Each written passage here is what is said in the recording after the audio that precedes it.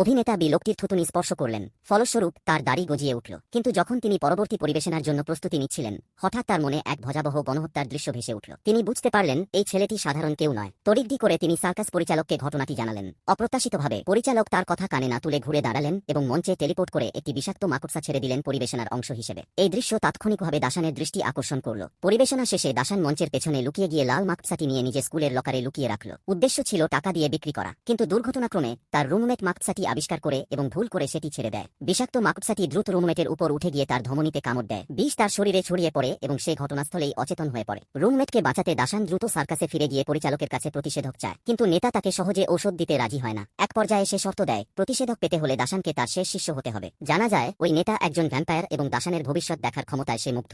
রুমমেটকে বাঁচাতে দাসান দাঁত কিরমিট করে রাজি হয় এবং ধীরে ধীরে এক ভ্যাম্পায়ারে রূপান্তরিত হয়। তার রুমমেটও তার ইচ্ছামতো জীবন ফিরে পায়, তবে সে ছিল এক হিমায়িত সাপ এবং দাসানের ক্ষমতা দেখে ঈর্ষান্বিত হয়ে পড়ে। গোপনে সে অন্য ভ্যাম্পায়ার গ্যাংয়ে যোগ দেয় এবং দাসানের পরিবারকে অপহরণ করে গ্যাং লিডার হওয়ার চেষ্টা করে। দাসান তার পরিবারের খোঁজে গিয়ে দেখে রুমমেট ইতোমধ্যে জাদু অনুশীলনে অভ্যস্ত হয়েছে এবং তার প্রতিপক্ষ হওয়ার ক্ষমতা অর্জন করেছে। ভাগ্যক্রমে নেতা ঠিক সময়ে এসে রুমমেটকে বিতাড়িত করে এবং গ্যাং লিডার নিউর সঙ্গে যুদ্ধ শুরু করে। ঠিক যখন যুদ্ধ সমানে চলছে, তখন রুমমেট আচমকা নেতাকে গুলি করে ফেলে দেয়। দাসানের গোষ্ঠী নিশ্চিহ্ন হতে চলেছে বুঝতে পেরে যে মেয়েটি তাকে আটকে রেখেছিল সে দাসানকে কামড় দিতে বলে। সেই মুহূর্তে দাসান ও মেয়েটি একসঙ্গে মারাত্মক আঘাত হানে, ফলে রুমমেট কয়েক মিটার দূরে ছিটকে পড়ে। সুযোগ নিয়ে নেতা দুষ্ট উপজাতির নেতাকে হত্যা করে এবং দুই ভ্যাম্পায়ার গ্যাংয়ের দীর্ঘ বছরের দ্বন্দ্বের অবসান ঘটে।